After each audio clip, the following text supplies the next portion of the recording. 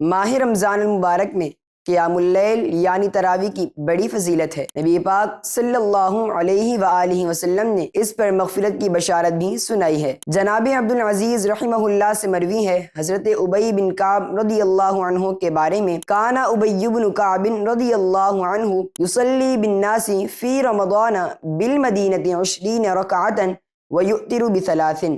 حضرت ابی بن کعب رضی اللہ عنہ مدینہ منورہ میں لوگوں کو رمضان المبارک میں 20 رکعت یعنی تراویح اور 3 رکعت وتر پڑھاتے تھے۔ ناظرین کرام، آئیے اس سال نماز تراویح قرآن پاک سمجھ کر ادا فرمائیں۔ محبت قرآن کی خاطر تھکاوٹ اور مصروفیات کو ٹھکرا دیجیے، ہو سکتا ہے یہ زندگی کا آخری رمضان ہو۔ نماز تراویح ترجمہ و تفسیر کے ساتھ سمجھ کر پڑھنے کے لیے یادگار رمضان پروگرام میں ضرور تشریف لائیں۔